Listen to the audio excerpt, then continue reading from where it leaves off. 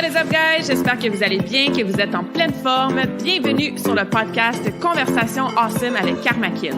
A place where we speak Franglish, say the word awesome a lot, mais surtout un endroit d'inspiration et d'éducation pour vous aider à optimiser votre santé globale from the inside out. Mon nom est Claudia, fondatrice de qu'elle, et ma mission avec ce podcast est de t'amener dans un monde de développement personnel, d'optimisation d'habitudes de vie et de découverte so you can unleash your potential and live the life you truly want and deserve. Merci d'être à l'écoute. You're awesome.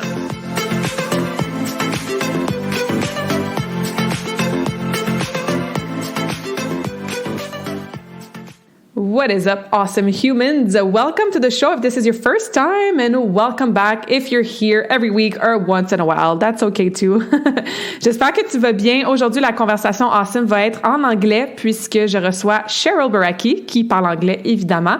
So, my English speakers out there, stay tuned. The conversation is in English today. I just wanted to do a quick intro in French to introduce my awesome guest. Donc, effectivement, Cheryl qui est une entraîneur, un nutrition fitness coach qui a un no BS approach pour perdre du gras, aider nos performances et accomplir et atteindre nos buts de health and fitness. J'ai découvert Cheryl sur son podcast qui s'appelle Forking Healthy, qu'elle fait avec sa sœur Jenny. Jenny was on the podcast. I think it was episode 46. On avait parlé de digestion, bloating, how to poop like a unicorn. Et c'est grâce à ce podcast-là qu'elle fait avec sa sœur que j'ai découvert tout le monde et l'univers de Cheryl. So Cheryl is super passionate. You'll hear it in the conversation today about, well, everything that's wrong with her fitness and health industry, everything that we can do to help her clients. On a une approche, une philosophie qui est très, très similaire dans la façon qu'on aide nos clientes. And her own personal journey and story is super inspiring. The way she raises her son is super awesome too. So like I said, you're in for a treat. Alors, sans plus tarder, je vous laisse avec la conversation qu'on a eue. Intro en franglais, right? A Franglish intro. Like I said, the whole conversation is in English. But if you have any questions for me or for Cheryl after, please reach out. Si vous avez des questions sur la conversation d'aujourd'hui, ben, n'hésitez pas à me contacter moi ou Cheryl, à partager, à laisser un review aussi sur le podcast parce que, ouais, tu vas vouloir écouter ça comme il faut aujourd'hui et prendre des notes et te laisser inspirer par la passion, l'expertise et le journey de Cheryl. So, without further ado, happy listening! All right. I am sitting down virtually with somebody who's on a different time zone than me, a different continent even. And I'm very grateful to have you on the podcast today. Welcome, Cheryl, to this awesome conversation. I'm so excited to finally be here. We've been trying to connect for a while, potentially connecting with my son, through my sister, through all these like family components. And then finally we're like, hey, how about the two of us just sit down? Exactly. So you're Jenny's sister who was on the podcast before talking about how to poop like a unicorn and everything bloating, digestion related. So that was the episode 36. So if ladies, you did not listen to that episode, just go listen to it after, and a great conversation. But that's how I discovered you, because you have a podcast with Jenny now, called Forking Healthy Podcast. And it always makes me smile and laugh. And I feel like I'm sitting with you ladies and just chatting about health and dating and life in general and mindset. And I just love your story and how inspiring your story from couch to coach, and then how you train your clients. So again, I'm grateful to have you here today. Awesome. Thank you. Yeah, it's been a journey. The podcast alone and my relationship with my sister has been like this huge, tumultuous kind of journey. I love sharing those tidbits of her story. And I think I was telling you just earlier that my sister and I just love getting together and shooting this shit professionally and personally. And those conversations, we just one day decided like, oh, why don't we just start recording these? Yeah, it's amazing. I'll put the link in the show notes as well so people can go awesome. Listen to your podcast as well. So you help women lose fat, you help women with their performance, achieve health and fitness goals. You have a no BS approach, which I love. But that's not really what you did your whole life. You have a very inspiring story from, like I said, like couch to coach. I'd love to hear more about that process and that journey, and maybe some highlights of that transformation that you went through that make you are today, like this great coach who can now help other women kind of do the same.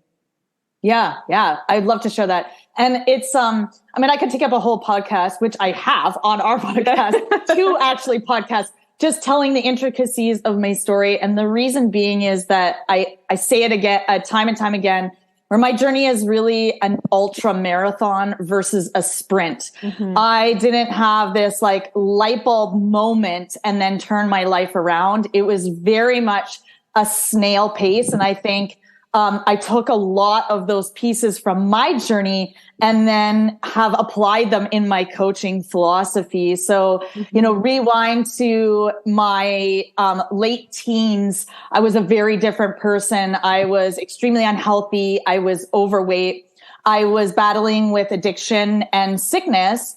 And I was really internally unconfident and felt very lost. And it really was a sequence of events that started to turn my life around. Some very influential people that came into my life, as far as like role models go, that inspired me. And it really was a trajectory where it was like kind of this domino effect for me, where it was like one person, introduced me to the outdoors, and then the outdoors inspired me to be active, and being active inspired me to find the power of my mind and its ability to push my body. And during the course of these events, I was, battling with some pretty serious sickness. So I had some really severe digestive issues. I didn't have anyone who was really helping me. I would go in and out of doctors. Conventionally, they would just tell me, it's all in your head. We can't find anything wrong with you. And that just, as time went along, encouraged me to sort of push to find and build my own team of people and to discover my own health and uncover all of those layers, which I had spent 20 years essentially destroying my body.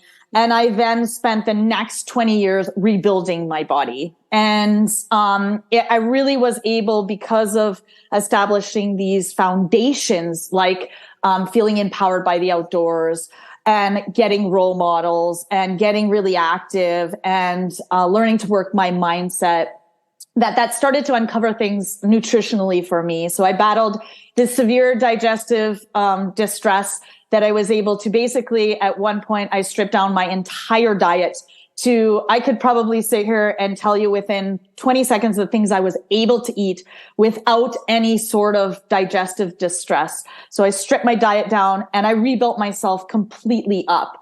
And that's literally what I did with so many components, not just nutritionally, but my foundations physically and my mindset as well. And I had to really, as I started to unfold that onion, many things started to become like uncovered. So it's not just like this simple path that I was on, but there was lots of diversions and choices that I needed to make along the way that were really unexpected. So, just when I thought, it had everything to do with movement, and if I would just be more active, then everything else would heal in my body. And then one more layer would be uncovered in my journey. And then I'd have to pivot and listen to my body and become more aware and build my team very differently. So it took the course. The first part of my journey was very much about becoming active again. The second part was really about rebuilding nutritionally.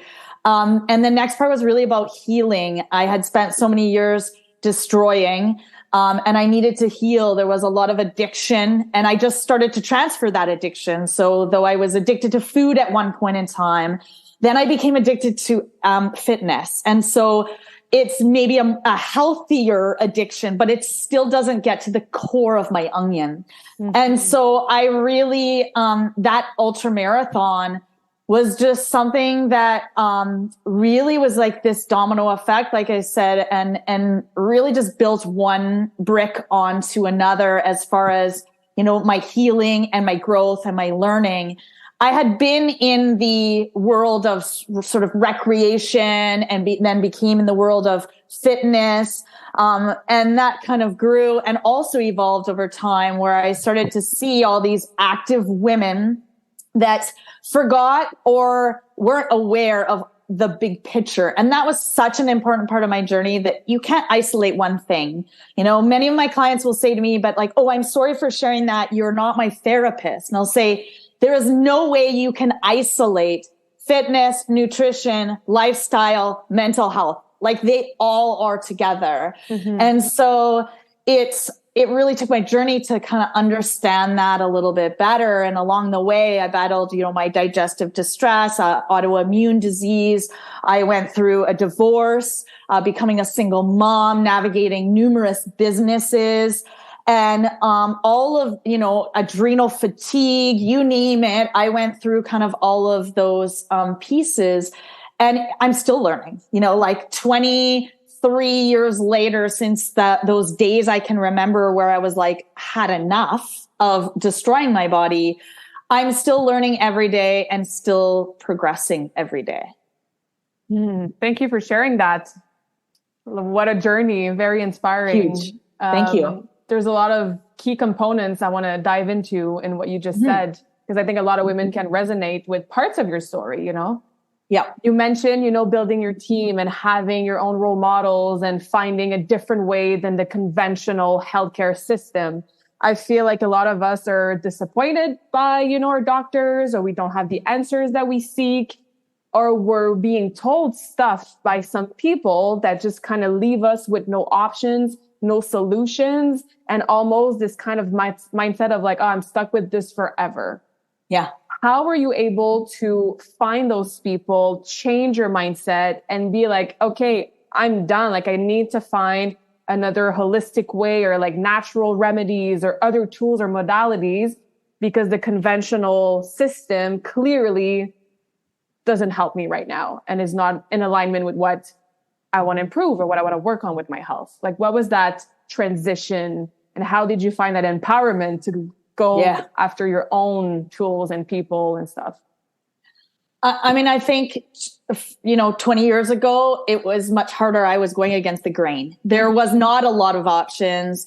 It was, to go a more holistic route, or to take control of your own health, was something that was seen as a little more like witchy and not the normal path at all. So it was, again, not a switch overnight. It took me probably hitting rock bottom before I could climb my way out.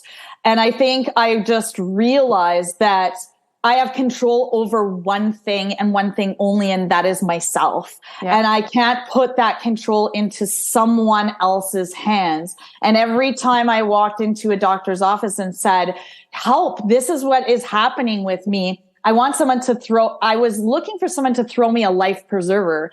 And one day I just stopped and said, why am I waiting for someone else to throw me a ladder to climb out of my own hole? It's my hole. I dug myself into this hole. It is my job to build that ladder to get my way out. And that is not to discredit the conventional system. I think that awareness was really key in my journey, to understand there is a place for the conventional system, right? But to also understand, I think we have come far, and we will continue to come far in the understanding that it has its place. And I think I was waiting one day to walk into a doctor's office and for them to say, I don't know, but can I send you to this person who might be able to help? And I was waiting for someone to say that, and nobody would say that. But I think fast forward 20 years later, and I think that is happening more. It's not happening enough, but it's never going to happen enough for me. I think there's just not one person for one ailment, for one thing in your life, just as there's not one, fitness coach or one workout program or one way of nutritionally eating that fits one person.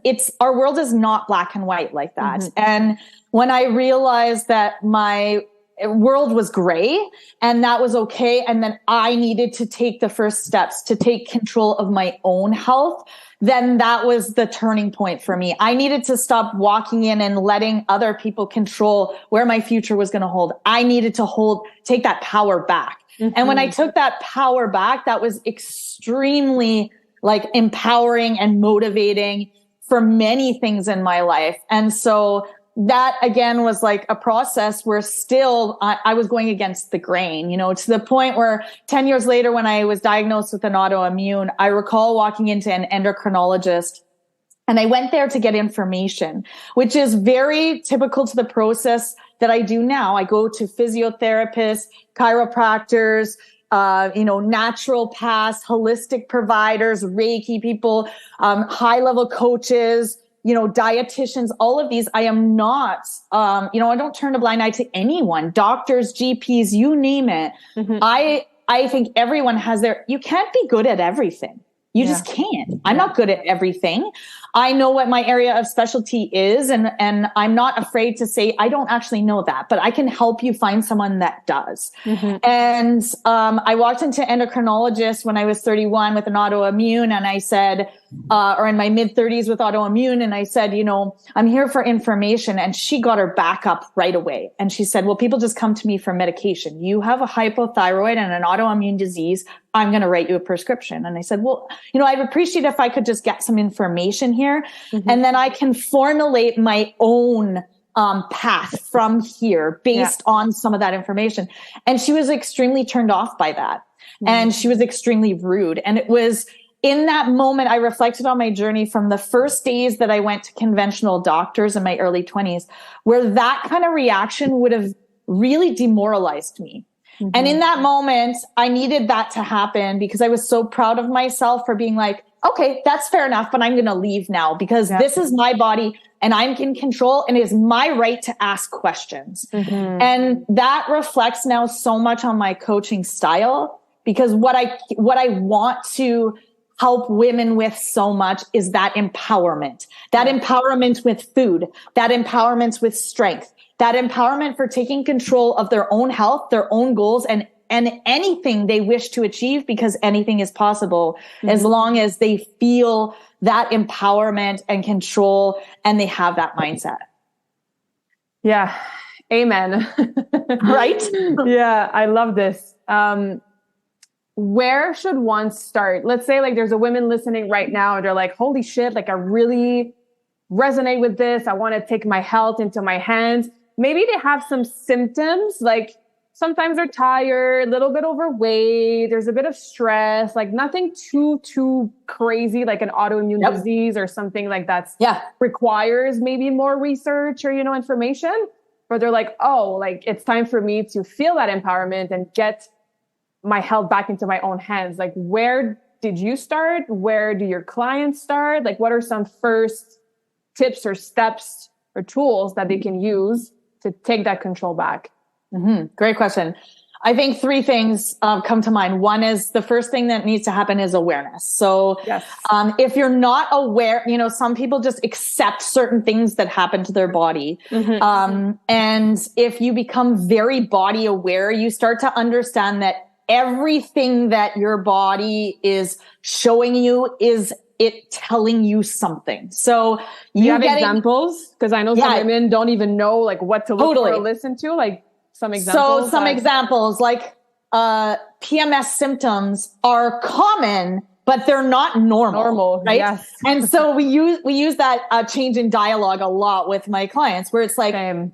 Acne is common, but it's not normal. Mm-hmm. Being very mucusy in the morning is common, but it's not normal. And so all of those things are, whether you realize it or not, are signs and symptoms of your body trying to tell you something. Mm-hmm. And so that awareness first, that your body is a very, very intelligent creature, and it will tell you and give you a lot of information if you listen to it, right? Mm-hmm. And so that awareness is really key. I think a lot of people just accept that this is what optimal feels like. This is how I should feel.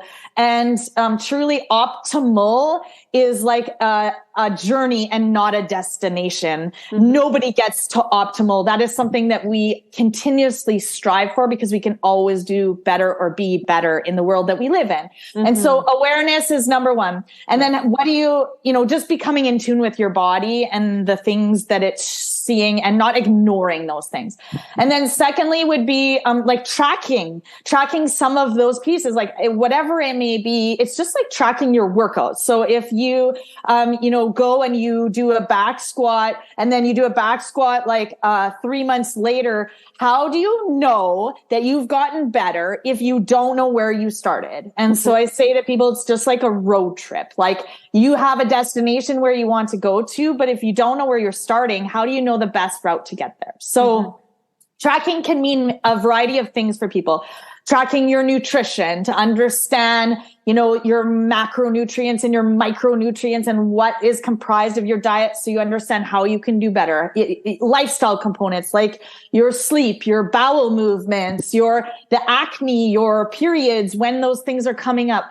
The only way we can start to see trends and understand more about body awareness is if we have more data or information. And also that information can be extremely helpful and streamline your journey. Your journey doesn't need to take 23 years like mine has. Yeah. If I would have known that I could start to, document information and understand more about my body 20 years ago, I could have very much fast-tracked a lot of the processes because many of the professionals or team people that you're going to see and build a team with are going to ask you the same questions. I'll say to people, skip that first appointment with the natural path. I'll tell you exactly what they're going to tell you. You need to track this. You need to do this. You need to try, they're all going to do the same thing because they need to see some of those base foundational pieces. And then the third piece would just be to start seeking information. And that, there's a beautiful thing about our information age is so much more is accessible than it was 20 years from now. Yes. My sister and I often joke about when we were kids and we needed information, we had to walk to my grandma's house 5 blocks away and get an encyclopedia. Okay. Yeah. Like this shows our age, right? But now the information is at your fingertips. That is dangerous and empowering all at the same time. So seek information, but take it with a grain of salt. Talk with your conventional doctor. Ask for blood work. Ask for, if you don't ask, you're not going to get, right? And you need to keep pushing that envelope, seeking what other professionals might be able to help me. And don't go to those appointments or get that information and take it all as black and white. Like, oh, this professional told me this. My doctor said my blood work came back normal. Yeah. So everything is fine.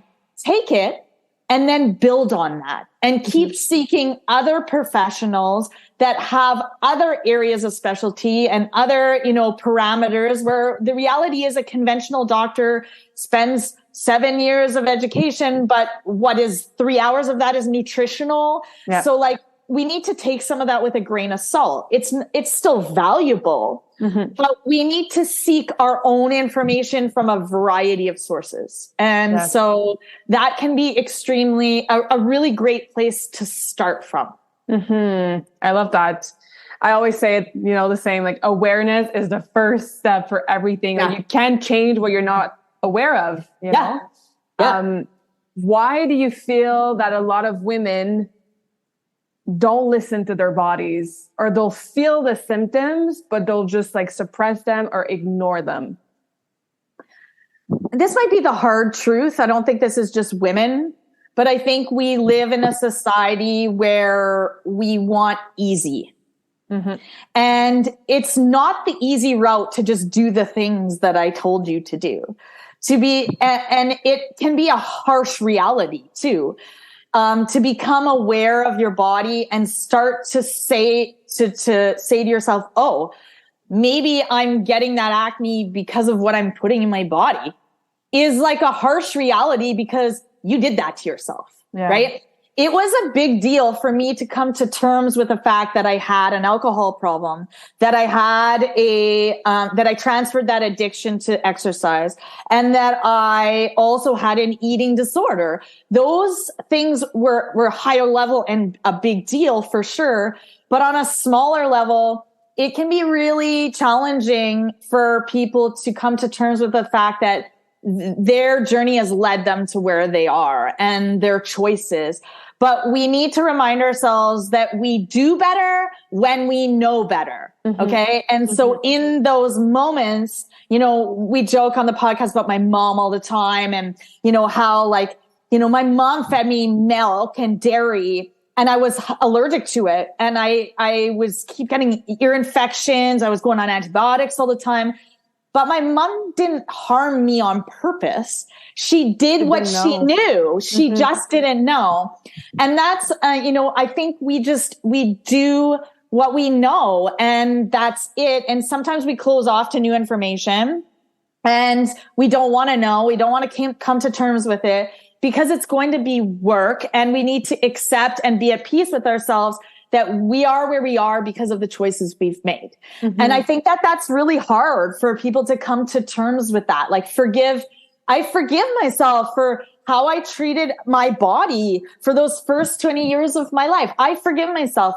And I also believe that there is a reason for that. I've gone through what I have because I am where I need to be, because I can now help so many other women because of everything I've been through. And if I hadn't been through that, I wouldn't be where I am today.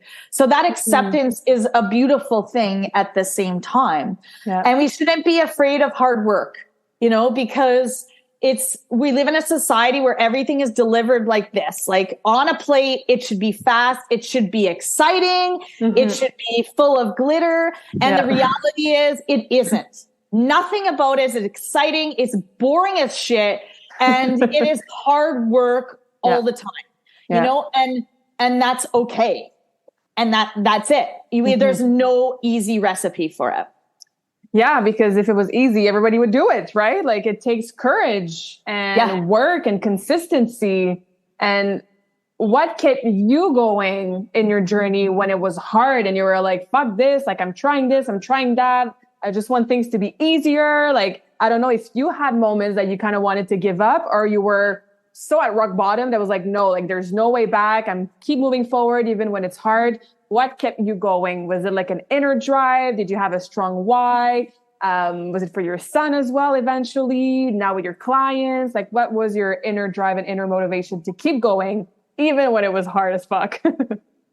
I think so many things. There's a lot of things, but if I could pinpoint, you know, because I've established a life now that has a lot of different routine habits and practices that are that stabilize me for those moments, right? Because it isn't, you know, people are like, oh, you must wake up every day and be so motivated because you do all these things and you're disciplined. And I'm like, no, like that's not it. There are many days, but I do the things that I need to do even when I don't want to do them. And that's called discipline. And so that structure that I've put into place, that environment that I've created supports that lifestyle for me.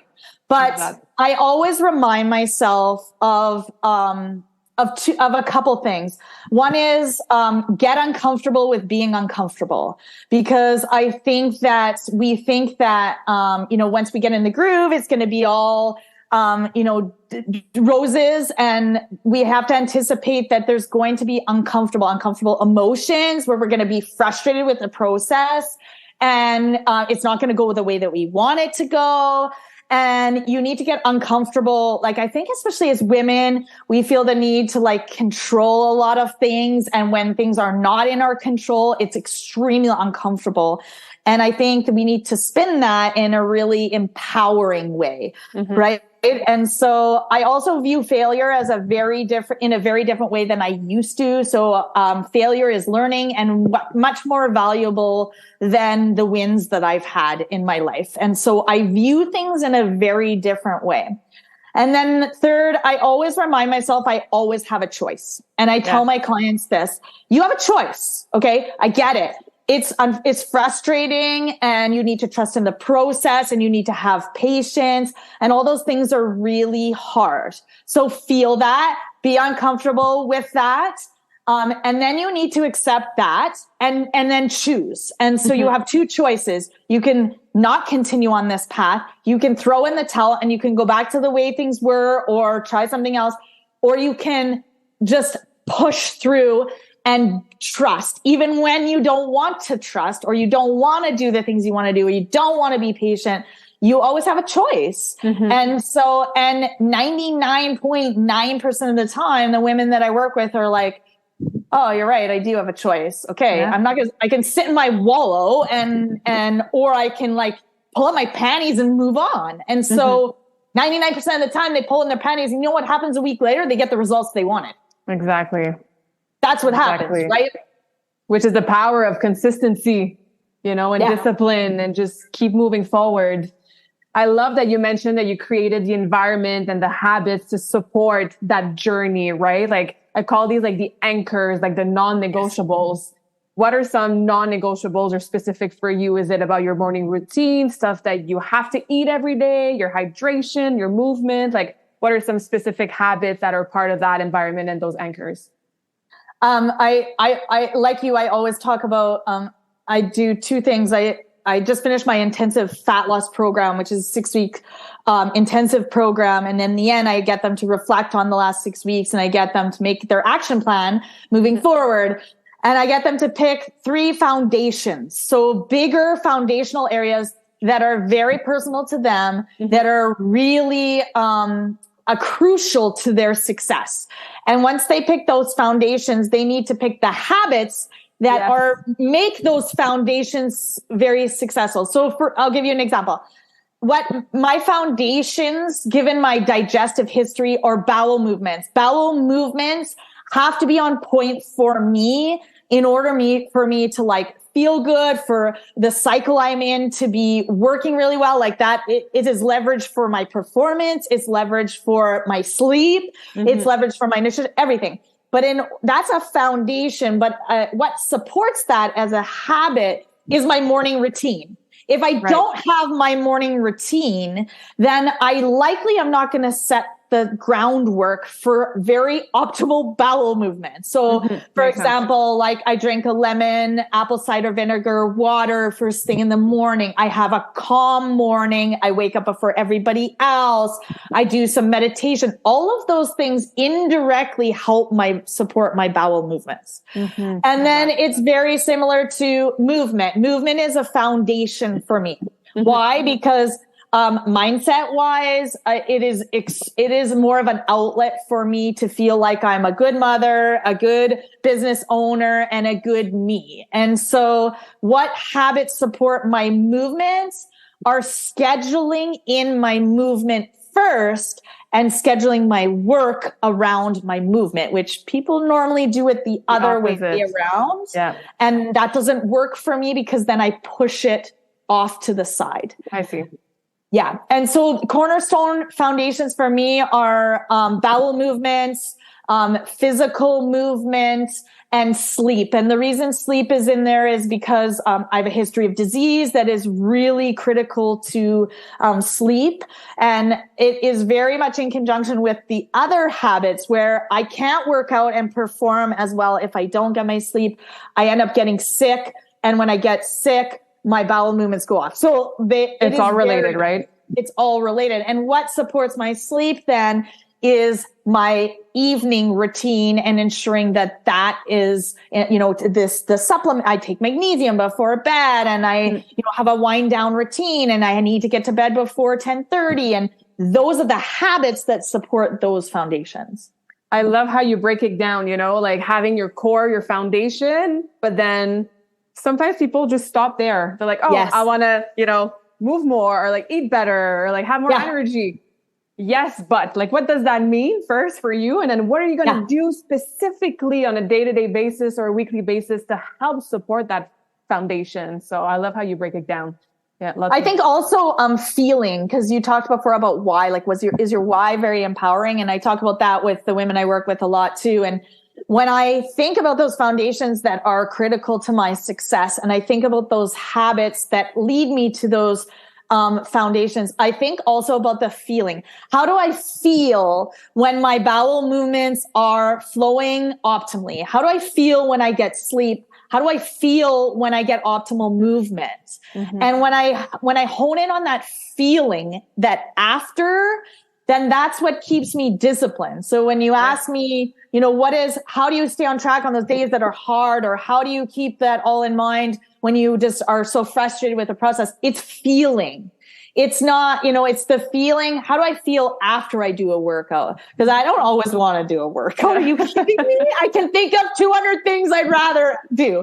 But the feeling, I can't think of many other things that I'd rather do than feel that, right? And so I think often we think about tangibles, right? Oh, I want to weigh 10 pounds less. I want to see that number on the scale, or I want to, you know, do a 200-pound back squat, or I want to run a marathon.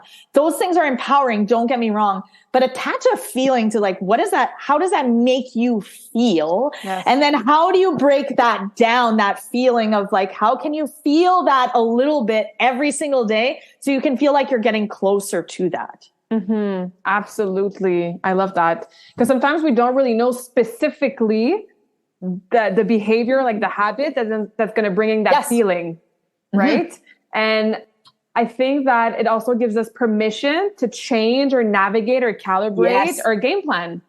I know for myself, like when I stopped doing competitive figure skating, I threw myself into powerlifting because I wanted to feel strong and feel confident and feel, you know, had better self-esteem with my muscular body and all that. And I was navigating eating disorders at the same time. But then a few years after, like the powerlifting, so like the habit, like the modality was not in line with how I wanted to feel anymore because I was feeling drained, exhausted. I was in pain physically. My nervous system was like shut down and like I couldn't work on my business. I was like, okay, why am I training? How do I want to feel thanks to my training? So I think that adding in that feeling component is very important to allow that permission to, you know, be flexible with our approaches and our modalities and change as we get older or have like different goals, you know? Yeah. I have women who get so stuck on a weight, for example, because I specialize in fat loss. I have women that come and then I'll say, tell me a little bit more about your goal. And they'll be like, well, I would like to be 120 pounds. And I'll be like, tell me where that 120 came from. Yeah. And they'll be like, well, when I was 17, I weighed 120 pounds. I'm like, tell me what has happened between then and now. And it's like, they've had a baby and they've navigated a disease and like all these things have happened. And now they weren't active before and now they're lifting. And I'm like, that number's pretty obsolete, isn't it? So like, why don't we just it's great to have a goal and like a vision, but I want to make sure that women set up their expectations correct, that might change. And we need to let the body lead and how you feel lead. And it's okay to ebb and flow and do that dance. Yeah, absolutely. Some great questions to ask ourselves for sure. You mentioned that you're a mom, and hopefully we can have Jason on the podcast for my Relève Karmakin episodes for kids and teenagers. He was on the podcast with you and Jenny. He's just such an amazing kid. And I'm just in awe of how you raise him in terms of like the habits and the nutrition and like his knowledge and like, you know, like chase for prime minister, you know? I guess my question is, or like, if you could chat a bit more about like, was it easy for you to maybe teach him proper nutrition and healthy habits? I know that sometimes he brings stuff at school in his lunch and like his friends are like, what is this? You know, like, how was it for him to have maybe different snacks in school, you know, or just not going the, again, common, but maybe not normal route for kids in terms of like having a healthy nutrition? There's a sweet spot. There's a gray zone. Like it's tough. It's hard for a parent, I'm sure. But I just love the way you approach it with Jason. So if you could speak about that, that'd be amazing. Well, thank you. Not easy again, but I think applying what I've been through in my journey has helped me to navigate that. Why am I looking for easy? I don't tell my clients to look for easy. So raising my child a different way shouldn't be easy either. Again, it's also an ebb and a flow as he matures and grows. What does that look like as far as his journey goes? But I've always taken very similar aspects to what I take with my clients. One is education and knowledge is empowering. And so it is my job to do two things: to buy the food that is put in our house and to put the food on the table. Okay. And as he gets older, it's not even my job to put it on the table anymore. Okay. He's 10, right? Now? He's 10 now. Okay. Yeah. And so it's my job to do that. And it's my job to make him aware of why I choose certain foods. Anything else is his job. It's his job to put that food in his body or not. And so, and as he gets older, it's his job to navigate those choices much more on his own than it was when he was 2 or whatever. So I, rewind to when he was a baby and I was introducing solids. He was a breastfed baby. I was really lucky. I had a great journey in regards to that. He had some health concerns pretty early on because I had some health concerns, still lingering digestive health that I carried forward into him. And I think understanding my journey had started literally when I was in the womb. Okay. Because my mom took a tidbit. She took a morning sickness drug that at the time was okay, and then later was banned. And so I had some side effects from the womb on. And that was like, you're a blank slate from the moment you're an egg, and that's it. And everything after that influences your health. Yeah. So understanding that and how that tied into my journey later on in life and my own health motivated me to be like, I have control to set him up much more for success than I had.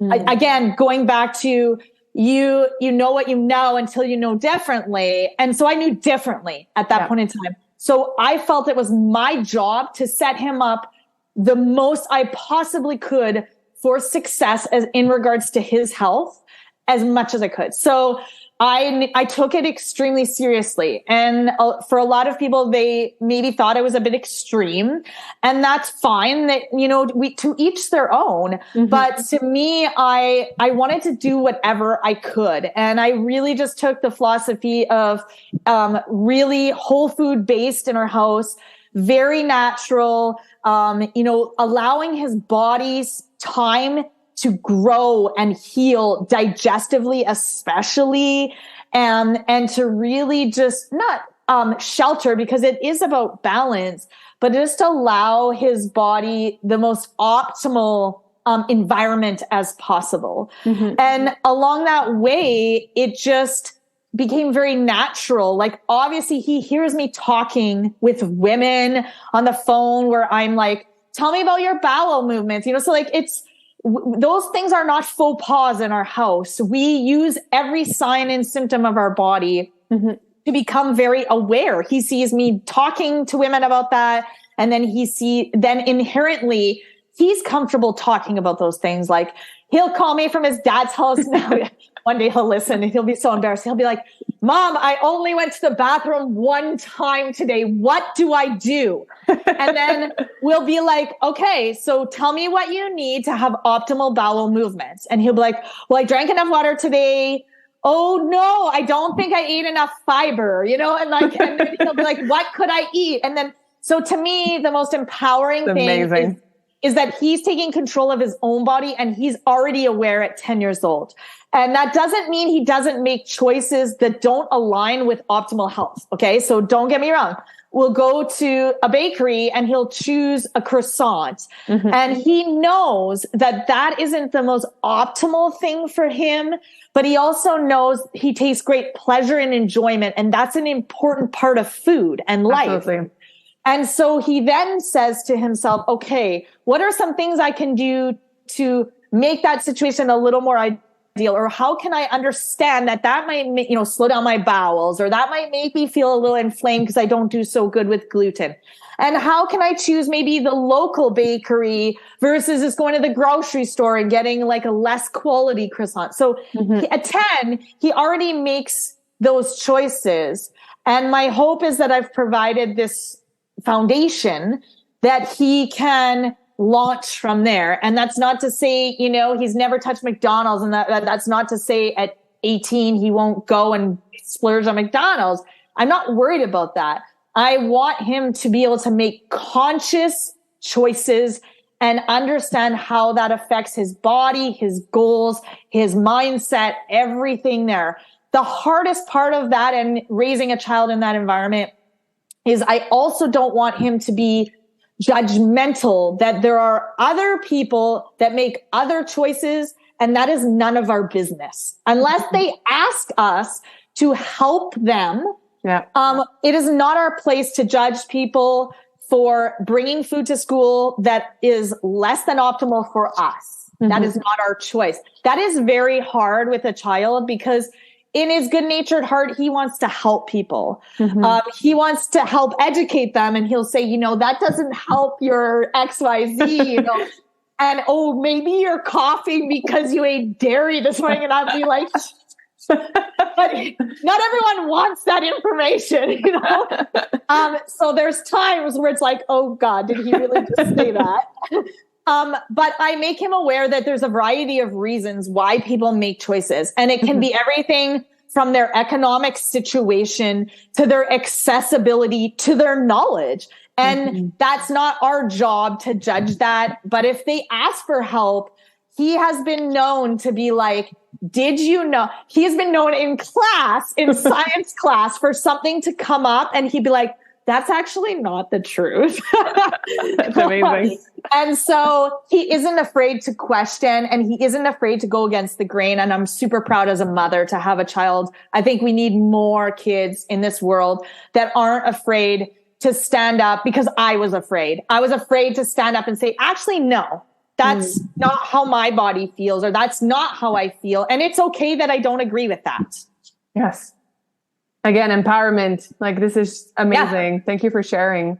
I love the non-judgment piece, because vice versa too. Like, I'm sure people are listening right now. They might have some resistance or judgment or beliefs that like, for sure he's going to get an eating disorder if she's just strict with her son when he's this young, or like, wow, come on, like let him live like he's a kid. Right. So just being aware of our own judgment and trying to observe it from a neutral ground and just like, okay, where is this coming from? Right. Because we always project our own shit on other people. So I love that you talk about that as well, because it's important for anybody, right, in any situation. So yeah, I let him make a lot more choices now. To give you an example, like Halloween. So there is some non-negotiables.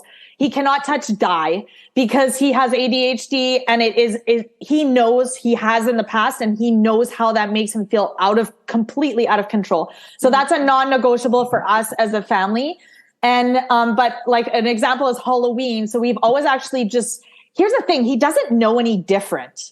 Because we've established this sort of lifestyle where at Halloween, he still goes out for Halloween. He still trick or treats. He comes home and he actually chooses to trade his bag of candy in, and we do a switch. And he actually prefers to just get a Lego set and a couple homemade chocolates because he feels better. That's his choice. Yep. I let him pick I say, oh, do you want to pick like a couple of things out? And this past Halloween, he picked up a full size Reese's peanut butter cup bar. And so for your listeners, we still allow and have treats in our house. We just choose to have, because we have the ability to have better quality. So he has Justin's peanut butter cups, which we can read the ingredients, right? Yeah. That's all it really is, the difference.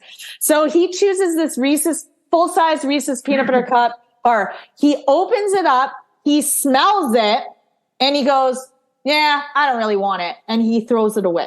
Wow.